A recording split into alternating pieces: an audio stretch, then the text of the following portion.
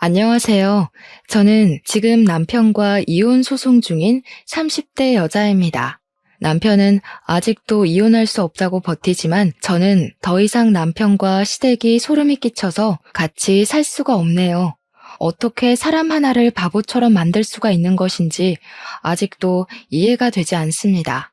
그 일을 떠올리면 남편에게 이혼 소송이 아니라 고소를 하지 않은 게 다행이라고 말할 정도였으니까요. 남은 평생 반성하면서 용서를 구해도 모자랄 판에 어쩔 수 없다는 말만 내뱉는 남편이 정말 끔찍하게 느껴지네요. 치를 떨게 했던 제 시댁 이야기를 이제 말씀드리겠습니다. 남편과 저는 꽤 오랫동안 연애를 하고 결혼하게 되었습니다. 무려 5년을 사귀고 결혼했으니 만난 시간이 짧은 건 아니었죠. 결혼 전에는 남편이 자신의 상태를 몰랐을 테지만 미리 알았다고 해도 남편은 제게 아무 말하지 않고 결혼을 했을 겁니다. 짧지 않은 시간을 함께 보내고 결혼했습니다만 역시 결혼은 연애와 다르더군요. 연애 시절과는 다른 남편의 모습에 처음에는 제가 그동안 만나왔던 사람이 맞나 싶었죠. 사람이 확 바뀐 건 아닌데 뭔가 힘이 빠진 사람처럼 보였다고 할까요?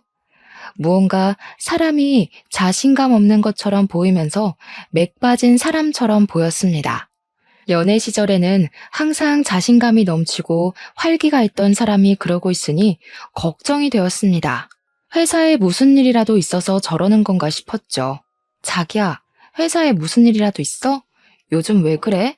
축 처져서 무슨 일이 있으면 나한테 말이라도 해봐. 그래야 도울 수 있는 일이면 같이 도와주지. 아니야, 별일 아니니까 신경 쓰지 않아도 돼. 진짜야, 신경 쓰지 마. 남편은 스스로 별일 아니라고 했지만 남편만 바라보는 저는 속이 참 불편하더라고요. 제가 어디선가 들은 바로는 남자도 혼자만의 시간을 가지는 게 중요하다고 하더군요. 그래서 자꾸 이유를 캐물으면 남편이 짜증을 낼까 싶어 남편에게 혼자만의 시간이 생기도록 많이 노력했습니다. 남편의 기운 빠진 모습은 하루 이틀을 넘어 한 달이 넘어가도 좀처럼 좋아지지 않았습니다. 무슨 일 때문에 저렇게 우울해 보이나 싶어도 무슨 일인지 말을 안 해주니 알 수가 없었죠. 그 맥 빠진 모습은 1년 가까이 유지가 되었습니다. 처음에는 걱정하던 저도 익숙해져서 그냥 그런 사람인 걸 내가 몰랐나라고 생각할 정도로 착각을 하게 될 정도였죠. 결혼한 지 1년쯤 될 때였습니다. 남편은 외동아들이었기에 다른 시부모님들처럼 저희 시부모님도 임신을 바라셨습니다. 시댁에 가면 은근슬쩍 제게 왜 아직 소식이 없는지 물어보시는 겁니다. 왜 아직 소식이 없니? 옆집 정인애는 결혼한 지 3개월도 안 되어서 임신했다고 하던데 그 신혼여행에서 아기 들어서는 게 뭐더라? 시어머니의 말에 시아버지가 대신 대답하셨습니다.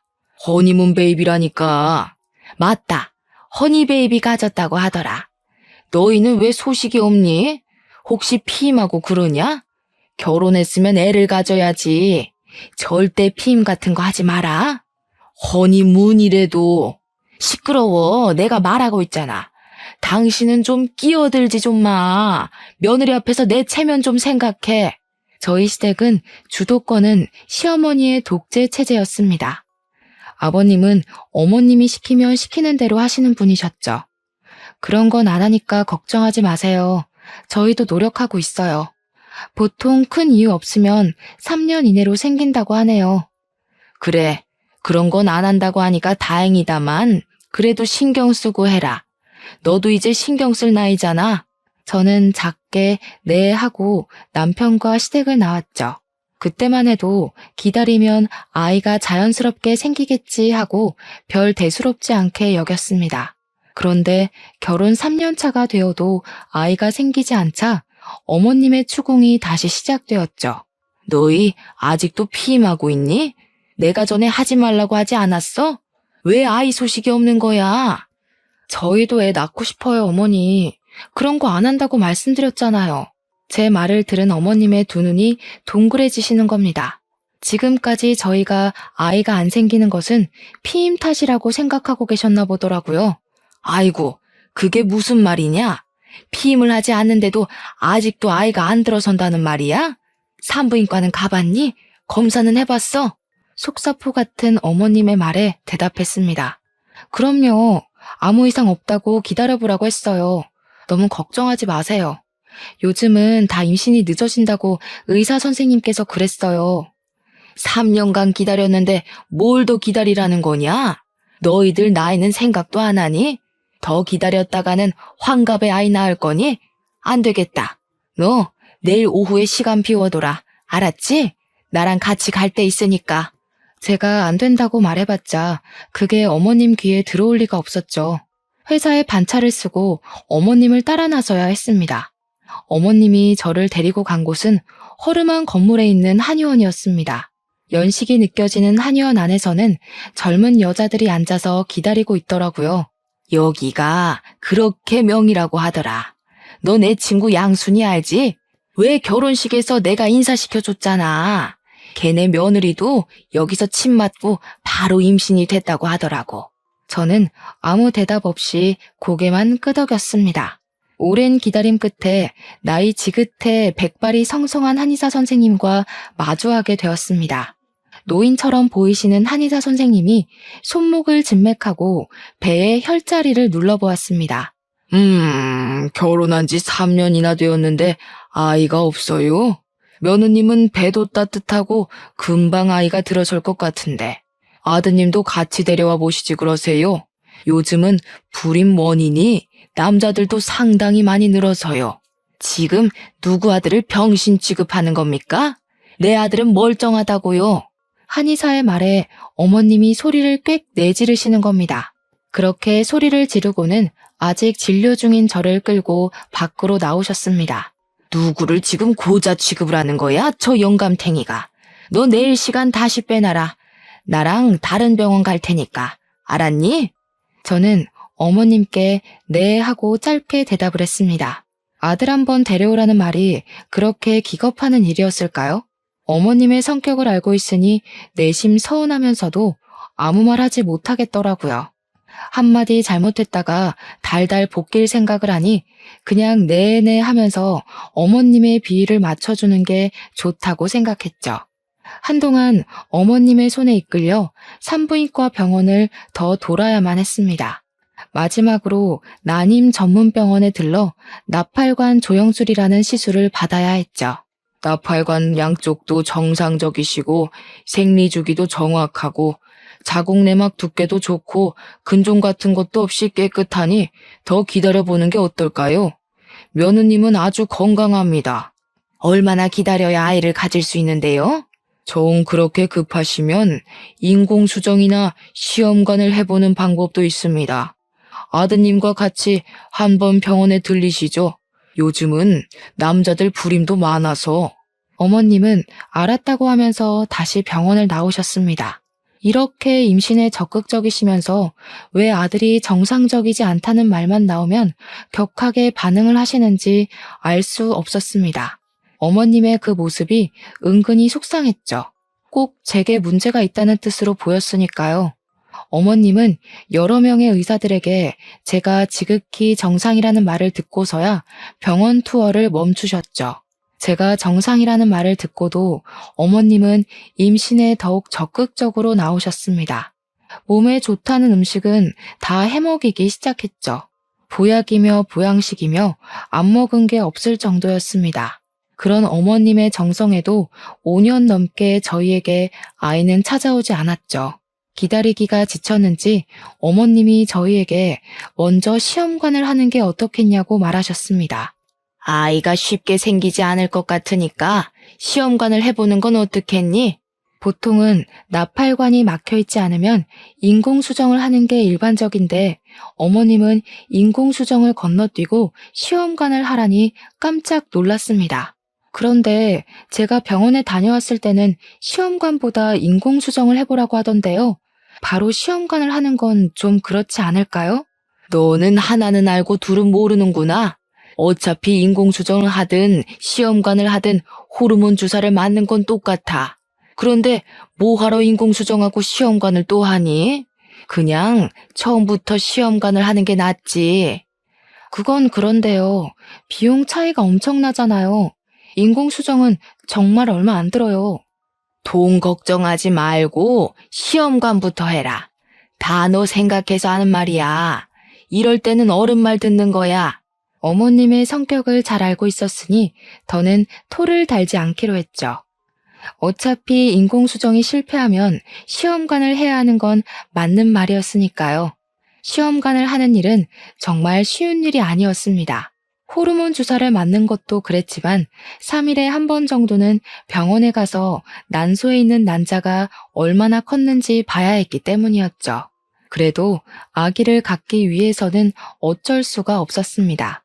저도 제 친구들처럼 아이를 낳아 남편과 알콩달콩 살고 싶었습니다. 아이만 가질 수 있다면 이런 고생쯤은 아무것도 아니라고 생각했죠. 어느새 시간은 흘러서 배란 채취일이 되었습니다. 신선한 정자를 난자에 넣기 위해서는 남편이 병원에 직접 방문하는 게 가장 좋은 방법이었죠. 어머님은 제 병원 스케줄을 하나하나 직접 관리를 하셨기에 그날도 병원에서 나오면서 어머님께 전화를 했습니다. 어머니, 난자 채취일에는 남편과 같이 오라고 하네요. 신선한 정자를 채취해야 한다고요.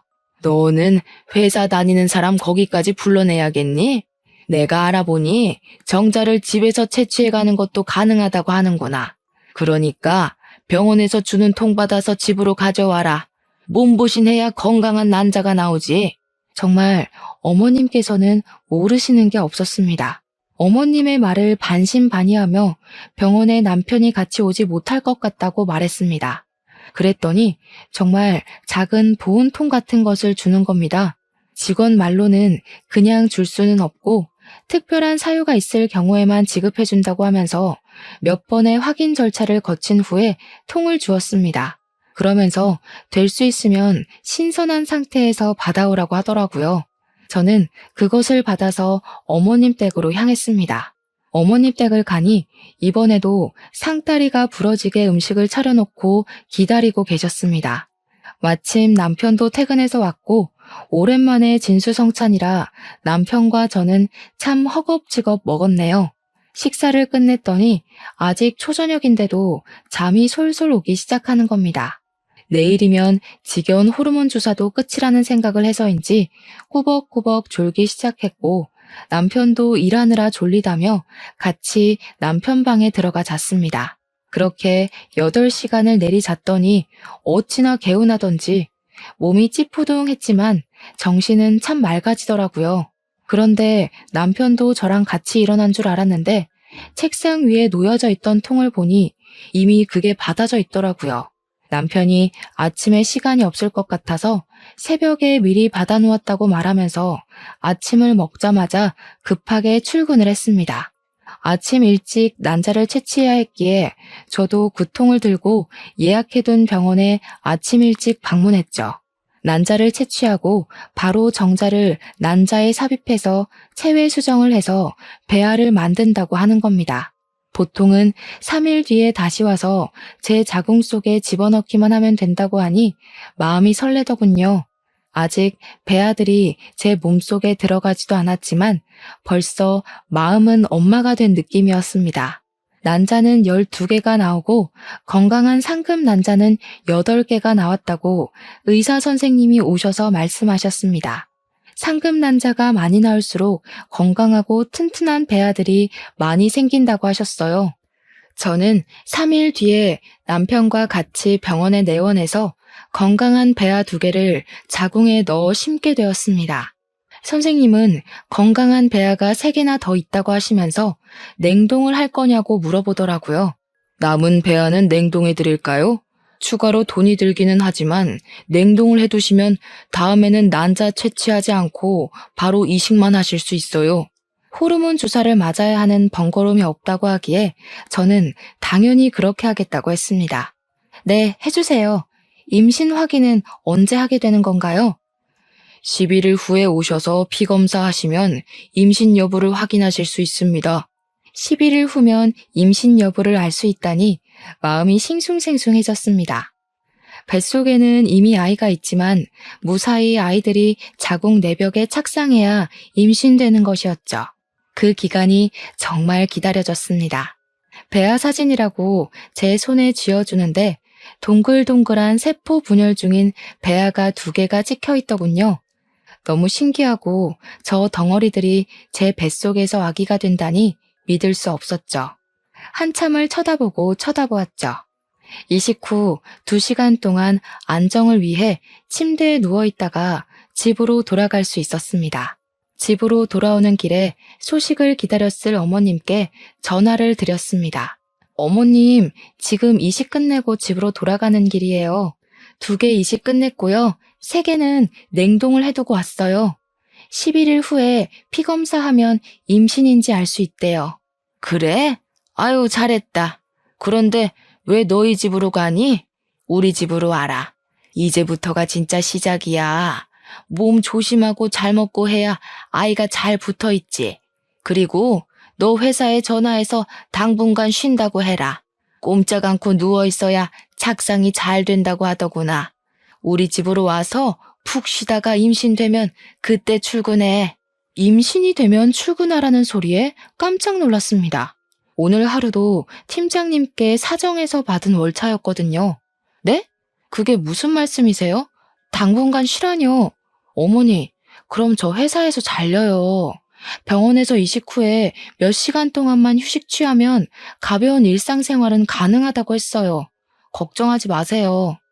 내가 다 알아봤다. 내가 아는 김씨 며느리도 일주일간 누워 있었더니 한 번에 임신이 성공했다는구나. 잔말하지 말고 우리 집으로 와. 어머님은 무조건 시댁으로 오라고 명령하며 전화를 끊어버리셨습니다. 그 성격을 누가 막을 수가 있을까요? 집으로 향하던 차를 돌려 시댁으로 향하게 되었습니다.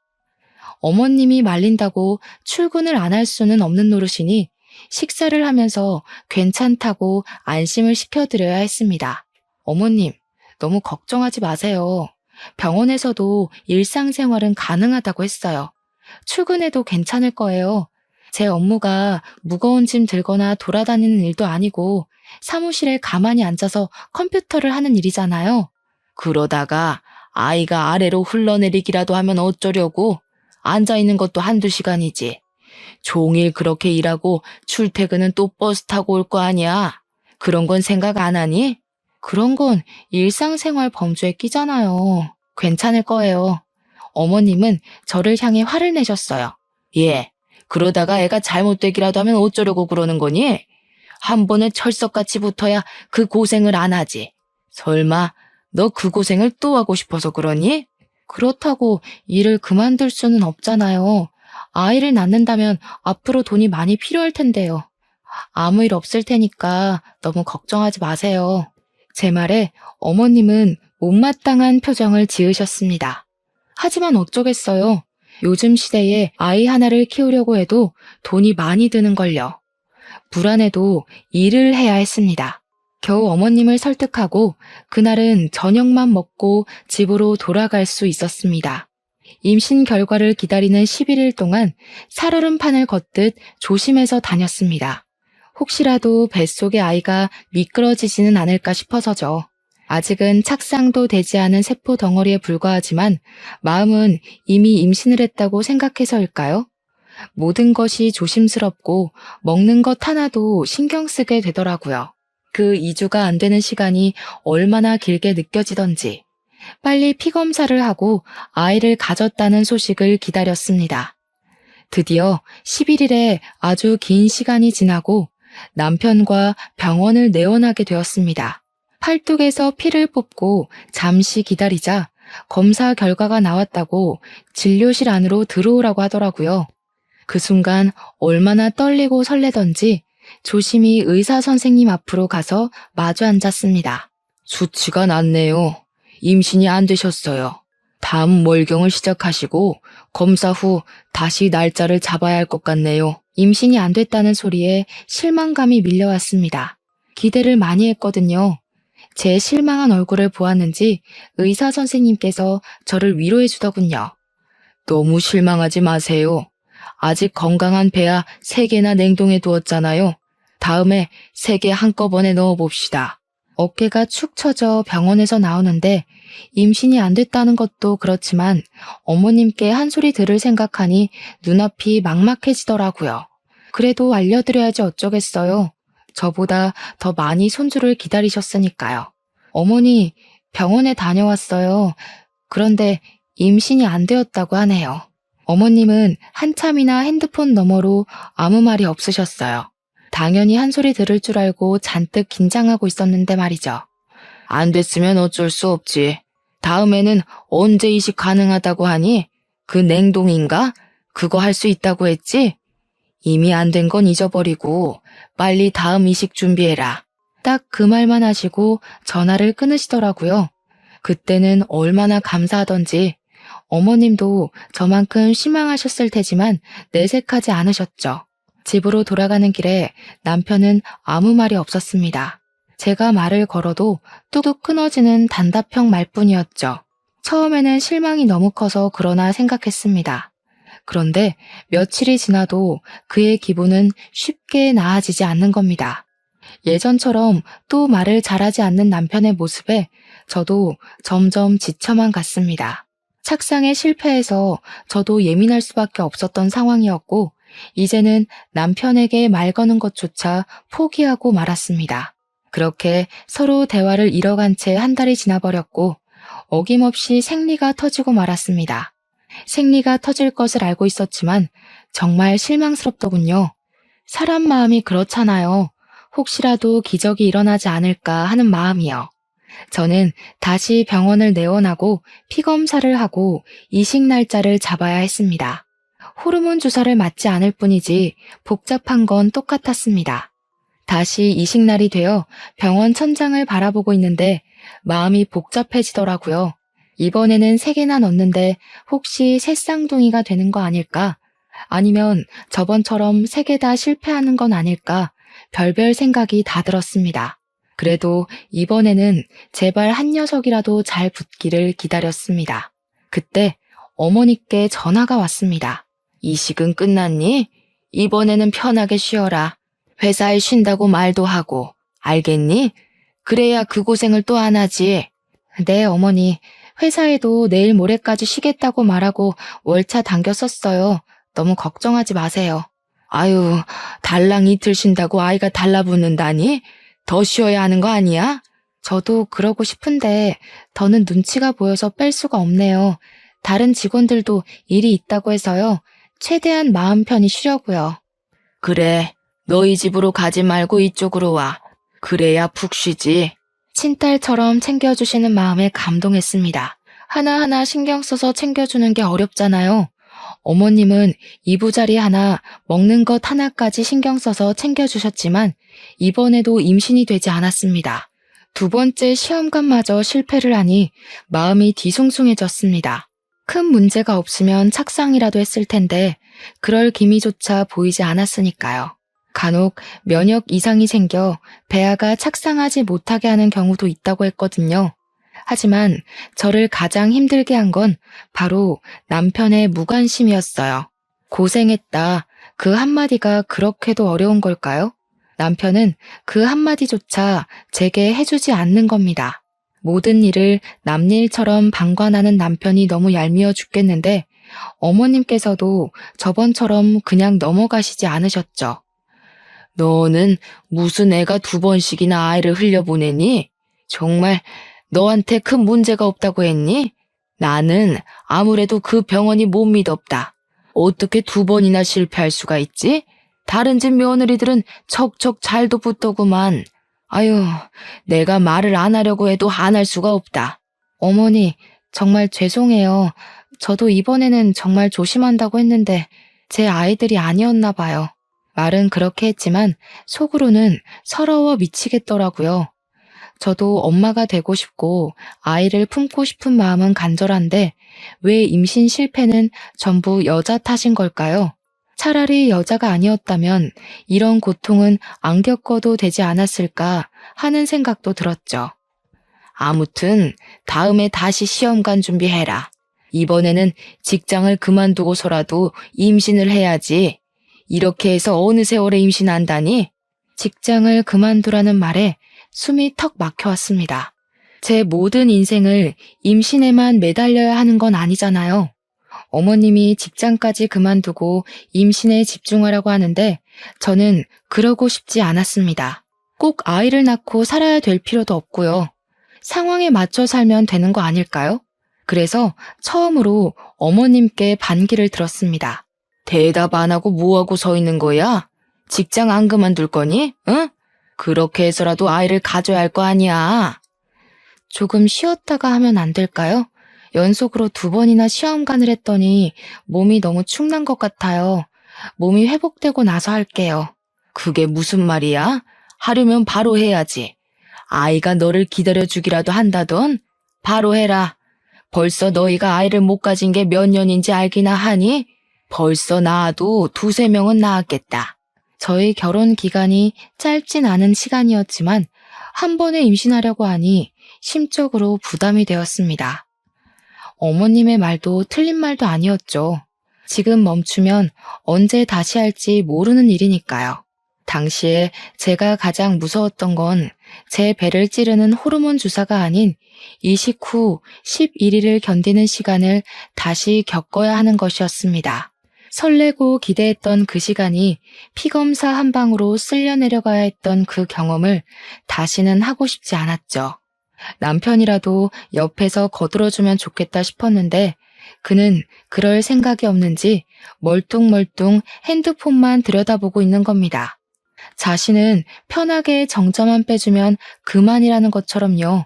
첫 시험관 실패 후 그는 계속 그렇게 무관심의 상태로 지냈습니다. 저는 어떻게 해서든지 남편의 아이를 가지고 싶어서 노력하는데 제게 관심조차 주지 않는 것은 너무하다고 생각했죠. 정말 몸이 힘들어서 그래요. 한 달만이라도 쉬었다가 다시 하겠습니다. 안 된다니까 그러네. 너 나이가 몇인지는 아니? 언제 아이 낳아서 키울래? 아직 젊으니까 언제까지 젊을 줄 아는 거냐? 너 혹시 정말 몸에 이상이라도 있는 거 아니냐? 그러지 않고서야 배알을 5개나 넣고도 임신이 안 되었다는 게 말이나 되는 일이야? 어머님의 말에 서러웠습니다. 눈물이 볼을 타고 왈칵 쏟아져서 손으로 눈물을 닦아냈습니다. 그 상황에서도 남편은 핸드폰만 쳐다보고 있는 겁니다. 속이 뒤집히려고 하는데 어머님 옆에 있던 아버님이 남편 대신 말을 거들어 주셨죠. 아유, 그만 좀 해. 며느라기가 울잖아. 한 달 쉰다고 안 생길 아이가 생기는 것도 아니고 생기려면 때 되면 생기겠지. 지금 이 양반이 알지도 못하면 가만히 앉아서 텔레비전이나 봐. 내가 지금 며느리랑 이야기 중인 거 안 보여? 유일하게 제 편을 들어주던 아버님은 어머님의 핀잔에 입을 다물고 시선을 텔레비전으로 돌리셨습니다. 그 상황에서 제가 할 수 있는 것은 알겠다는 말밖에 없었습니다. 마음이 내키지 않으니 집으로 돌아오는 내내 정말 시험관을 다시 해야 하는 게 맞는 건지 의문이 들었죠. 정말 너무하다고 생각하지 않아? 나는 어떻게 해서든지 당신 아이 가지고 싶어서 노력하는데 당신은 뭐야? 어머님이 바로 이어서 하라고 다그칠 때 한마디라도 거들어줄 수는 없어? 꼭 그렇게 핸드폰만 들여다보고 있어야 해? 나보다 핸드폰이 더 중요하냐고. 남편도 제게 신경질적으로 반응을 했습니다. 내가 무슨 말을 해야 하는 건데? 시험관 실패한 건 당신이지 내가 아니잖아. 그런데 나보고 무슨 말을 하라고 그러는 거야? 자기가 하기 싫으면 그냥 하기 싫다고 말하면 되잖아. 당신도 아이 가지고 싶어서 그만두겠다는 말 안 하는 거 아니야? 남편의 말에 기가 막혔습니다. 남편의 말은 꼭 저 혼자 아이를 가지고 싶어 안다라는 사람 같았죠. 본인은 아이를 원치 않았다는 듯이 말이죠. 당신은 아이를 원하지 않는다는 소리야? 왜 시험관으로 생기는 아이는 당신 아이 같지가 않아? 저번부터 왜 그러는 건데? 난 당신만 있으면 돼. 아이 없어도 괜찮다고. 그런데 당신이나 어머니는 아이를 안 가지면 큰일 나는 사람들처럼 구니까 그렇지. 뭐? 내가 언제? 나는 어머님이 시키니까 그대로 따랐을 뿐이잖아. 당신도 결혼한 지 1년도 안 됐을 때부터 어머님이 나 앉혀놓고 한 이야기 다 들었잖아. 그런데 왜 내 탓을 하는 거야? 당신이 아이를 원하지 않았으면 어머님께 한마디 했어도 됐잖아. 이제까지 아무 말 없이 가만히 있었으면서 왜 나를 아이 못 가져서 미친 사람처럼 말하는 거냐고. 내가 언제 아이 못 가져서 미친 사람이래? 적당히 해도 되는데 정도를 넘어서니까 그렇지. 그러니까 어머님 성격을 잘 아는 당신이 그 한마디를 해주었으면 되는 거라고. 저희는 그렇게 같은 말을 하면서 한참을 싸워야 했습니다. 그리고 어김없이 어머님의 재촉이 시작되었죠. 생리는 시작했니? 생리하면 병원에 다녀와야지. 시험관 빨리 하고 아이를 낳아서 살아라. 그래야 사람 사는 정도 느끼는 거야. 내 말 알겠지? 어머님, 저희 아이 없어도 괜찮을 것 같아요. 그이도 아이를 가지고 싶은 마음이 별로 없는 것 같고요. 저도 이번에 아이에 대한 마음 내려놓았어요. 핸드폰 너머로 어머님의 분노가 그대로 전해져 왔습니다. 그게 무슨 말이냐? 아이를 안 가져도 된다니? 세상에, 내가 요즘 애들이 아이 안 낳는다는 말은 들어보긴 했다만 내 며느리한테 그런 말 들을 줄은 생각하지도 못했다. 시집 왔으면 당연히 자식을 낳아야 한다는 생각을 해야지. 그럼 뭐하러 결혼한다니? 당장 병원 가라. 알겠니? 변명할 틈도 없이 어머님은 핸드폰을 끊어버리셨습니다. 별 수 있나요? 이혼하지 않고 시댁과 연을 끊고 살 것이 아니면 어머님 말씀에 따라야죠. 저도 아이는 가지고 싶었습니다. 단지 시간을 여유 있게 가지고 몸과 마음이 회복하면 다시 시작하고 싶었던 거였죠. 다시 호르몬 주사를 맞으면서 난자 채취일이 되자 어머님은 저희를 다시 시댁으로 부르셨습니다. 저를 위해 어머님의 헌신적인 케어가 시작된 거였죠. 너희 내일 난자 채취하지? 오늘 우리 집으로 와라. 아들 거 받을 통도 챙겨온 거지? 꼭 들고 와라. 알겠지? 병원에서는 남편이 직접 와서 하는 게 가장 신선하다고 하는데요. 이번에는 남편이랑 같이 가서 받아올게요. 너는 무슨 바쁜 애를 자꾸 병원에 데리고 가려고 하니? 너도 일 그만두면 누가 너희를 먹여 살려? 잔말 말고 통이나 받아와. 제 생각으로는 신선한 정자가 성공률이 더 높을 것 같은데 굳이 정액을 받아서 가라니 이해가 되지 않았습니다. 남편과 충분히 갈 수 있는 시간이고 거리인데 말이죠. 그런 의문을 품고 저희는 시댁으로 향했습니다. 어머님은 저를 위해 다시 상다리가 부러지게 음식을 차려주셨습니다. 너무 감사했죠. 이번에는 꼭 착상에 성공해서 어머님께 손주를 안겨드리고 싶었습니다. 그런데 저녁을 먹고 나니 졸음이 밀려들었습니다. 몇 달 동안 몸을 축내며 시험관을 하면서 최근에 체력이 많이 떨어졌는지 조금만 무리한다 싶으면 졸음이 쏟아져 왔거든요. 저녁 식사를 마친 상을 치우는 중에도 눈꺼풀이 감겨왔어요. 참아보려고 눈을 부릅떠도 눈이 감겨오는 겁니다. 서둘러 상을 치워놓고 남편의 방으로 들어가서 먼저 잠을 자게 되었습니다. 한 3시간 정도 잤을 때 목이 말라 깨고 말았죠. 그런데 거실에서 사람들의 목소리가 귓속에 들려왔습니다. 잠결이라 잘 들리지 않았지만 남편의 목소리라는 것은 확실히 알겠더라고요. 이거 꼭 계속해야 해요? 그냥 그만하면 안 돼요. 아이 없이 그냥 살겠습니다. 그게 저희에게도 더 좋을 것 같고요. 어머님께 그렇게 말을 해주니 남편이 제 앞에서는 내색 안 하더니 뒤로는 이렇게 내 편을 들어주고 있구나 속으로 뿌듯했습니다. 그런데 뒤에 들려오는 말이 조금 이상해지기 시작했죠. 그게 무슨 말이야? 아이는 있어야지. 아이 있는 것하고 없는 것하고 얼마나 차이가 크게 나는지 알기나 하는 거야? 이렇게 해서 낳은 아이가 제 아이예요? 아버지 아이잖아요. 저 사람 속여 낳아도 제 아이가 아니라 제 동생이 태어나는 거라고요. 제 아내 몸에서 나온 동생을 보면서 어떻게 평생 살라는 말이에요? 시끄러워. 그렇게 해서라도 아이를 낳아야 고자라는 소리를 안 듣지. 아휴, 난 부끄러워서 어디 가서 말도 못하고. 아이 하나만 떡하니 낳아봐라. 아무도 네가 그 무엇이냐, 무정자증이라는 거 아무도 모를 거다.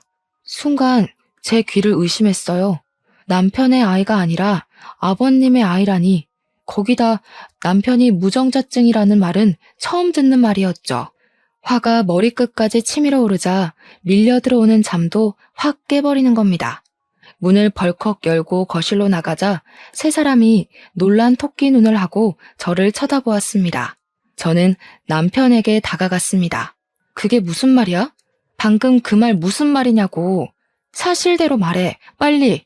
남편은 저를 보고 깊은 숨을 내쉬더니 고개를 푹 숙이고 말했습니다. 미안해. 그동안 당신이 가져간 통에는 내 거가 아니었어. 우리 아버지 거였지. 나도 결혼 전엔 몰랐는데 결혼 직전에 갑자기 붉은 물이 나와서 병원에 갔더니 무정자증이라는 거야. 수치스러워서 아무한테도 말 못하고 어머니도 누구보다 손주를 원하시니까 내가 말 안 하면 그만일 거라고 안일하게 생각해버렸어. 일이 이렇게 커질 줄 나도 몰랐어. 여보, 정말 미안해. 지금 그걸 말이라고 하는 거야? 무정자증을 처음 알았을 때 나한테 말해야 하는 거 아니야? 왜 어머님에게는 말하고 나에게는 말 한마디 안 한 거야? 그리고 병원에서 검사했을 때는 무정자증 판정이 안 나왔잖아. 그때는 병원 내원하기 전에 미리 아버지의 것을 받아갔었어. 몰래 아버지 것으로 바꿔치기 해서 검사를 한 거야. 당신이 아이를 너무 좋아하니까 무정자증이라고 말하면 이혼하자고 할까봐 말 못하겠더라고. 그렇다고 나를 속여서 아버님 아이를 낳게 하는 게 말이 되는 소리래? 정말 눈이 뒤집혀서 폭발할 지경이었죠. 그런데 남편 옆에 계시던 어머님의 말이 더욱 가관이었습니다. 누구 애든 낳으면 되지 않니? 어차피 너희 남편이랑 피가 섞인 건 마찬가지잖아. 뭐가 문제라고 이렇게 소란인 줄 모르겠구나. 이 문제가 얼마나 심각하고 잘못되었는지 모르시는 어머님의 모습에 경악을 했습니다. 저는 어머님을 향해 소리쳤습니다. 어머님, 지금 제정신인 거예요? 그렇게 나오면 뭐예요? 어머님이랑 피 한 방울도 안 섞인 아이가 생기는 거예요.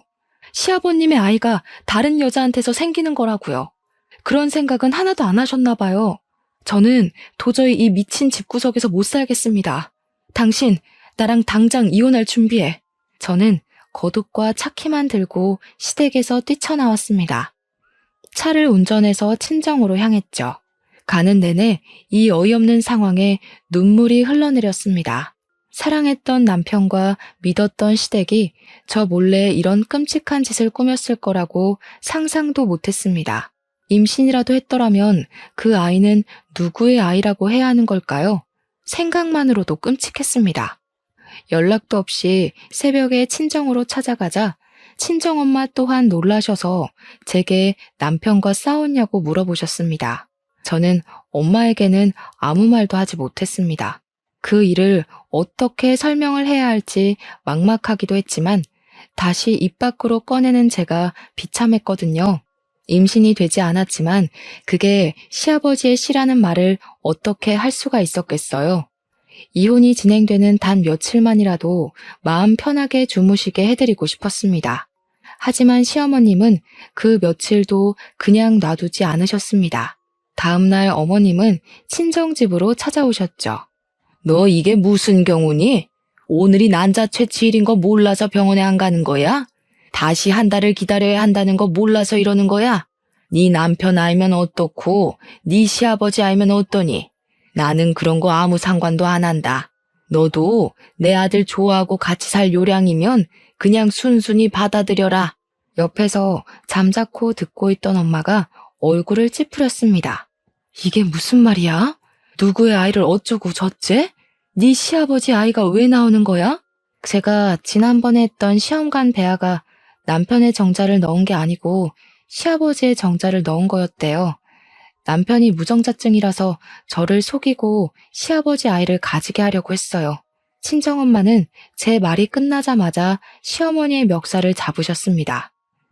우리의 말이 사실이에요? 아니, 지금 남의 딸한테 뭐 하는 짓인 거예요? 지금 사돈 딸은 우리 집안 며느리예요. 저희 집에 며느리로 들어왔으면 집안의 대를 이으라고 말하는 게 그렇게 이상한 겁니까? 제 아들이 정자가 없으니 시아버지 정자라도 받아서 대를 이어야죠. 당신 나가. 당장 내 집에서 나가.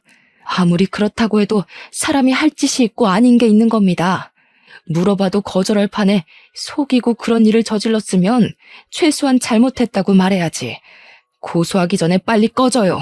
어머님은 한참을 엄마를 노려보시더니 뒤돌아가셨습니다. 너는 그런 일이 있었으면 엄마한테 당장 말을 해야지. 말도 안 하고 뭐 하고 있었던 거야? 최서방 당장 불러라. 내가 가만두나 봐. 엄마의 전화를 받은 남편이 헐레벌떡 친정으로 달려왔습니다. 엄마는 남편이 현관으로 들어서자마자 다가가셔서 뺨을 세게 내리치셨습니다. 금수만도 못한 놈. 자네는 엄마가 시킨다고 다 하는 모양이지? 그게 무슨 짓인지 알면서 입 꼭 다물고 뭐 하는 짓인가? 딸한테 이야기를 들어보니 아이를 그렇게 바라지도 않았던 모양이던데. 그러면 처음부터 사실대로 말하고 그냥 둘이 살면 되지. 원하지도 않은 아이 낳게 해서 뭘 어쩌려고. 내 딸 데려갈 때는 손끝에 물 한 방울 안 묻히게 할 것처럼 굴더니 이게 무슨 짓이야? 남편은 엄마 앞에 무릎을 꿇고 빌기 시작했습니다. 정말 죄송합니다, 장모님. 처음부터 그럴 생각은 없었습니다. 저도 아내한테 말할 자신이 없어서 어머니께 말한 건데 그렇게 해서라도 아이가 있어야 사람답게 사는 거라고 하셔서 저도 첫 시험관이 끝나고서야 잘못되었다는 것을 깨달았습니다. 다 제 잘못입니다, 장모님. 제발 용서해 주세요. 그딴 변명 다 필요 없네. 뭐? 늦게 깨달아? 처음부터 알았어야지.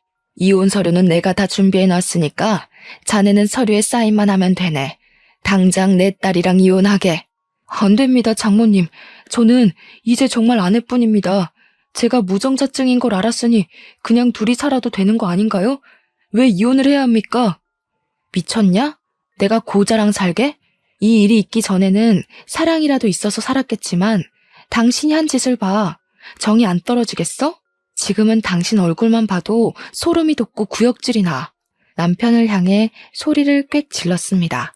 제발 자기야. 나는 당신 없으면 살 수 없어. 당신도 알잖아. 나는 이제 당신뿐이야. 한 번만 용서해줘. 다시는 이런 일 없게 할게. 당신이 원한다면 우리 집이랑 연도 끊을 수 있어. 착각하지 마. 난 당신 어머님이 싫은 게 아니라 나한테 한마디도 안 했던 당신한테 실망한 거야. 내가 시험관에 실패했을 때 따뜻하게 한마디라도 건네주었어? 그 고통은 온전히 나 혼자 견뎌야 했잖아. 최소한이라도 안타까워하고 위로라도 해줬어야 하는 거 아니야? 그리고 시험관에 성공해서 아이라도 낳았다 치자. 그럼 당신은? 아빠 노릇은 잘했을까? 당연히 안 했겠지. 남편은 아무 말 못하고 그 자리에 서 있었습니다. 당신이 이혼을 계속 거부한다면 어쩔 수 없이 우리는 소송으로 가야겠네. 송장 보낼 테니까 가서 기다려. 현관 밖으로 남편을 밀어내고 문을 쾅 닫아버렸습니다. 어떻게 끝까지 저렇게 뻔뻔하게 나올 수가 있죠? 그런 끔찍한 짓을 제게 저질러 놓고 아무 일 아니다는 듯이 구는 시댁 식구들 얼굴을 다시는 보기 싫었습니다. 제게는 시험관에 실패한 것이 하늘이 내려준 천운이나 다름이 없었죠. 힘들게 낳는다고 쳐도 시아버지의 아이를 보며 어떻게 평생을 살 수가 있었겠어요.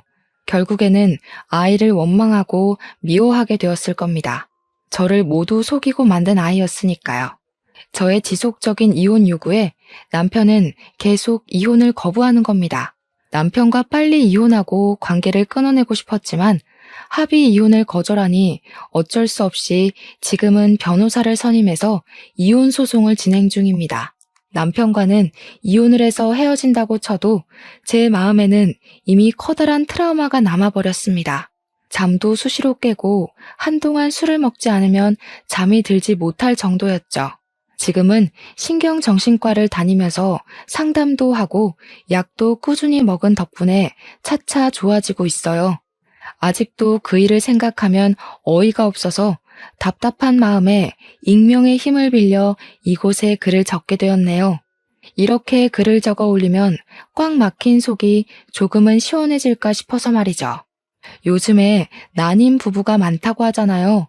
일부러 아이를 안 가지고 둘이서만 사는 부부도 많이 늘어나고요.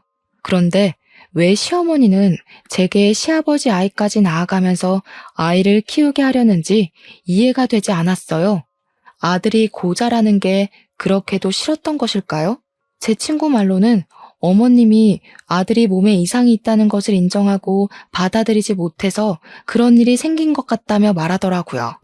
저도 곰곰이 생각해보면 납득할 만한 이유가 그것밖에 없더라고요.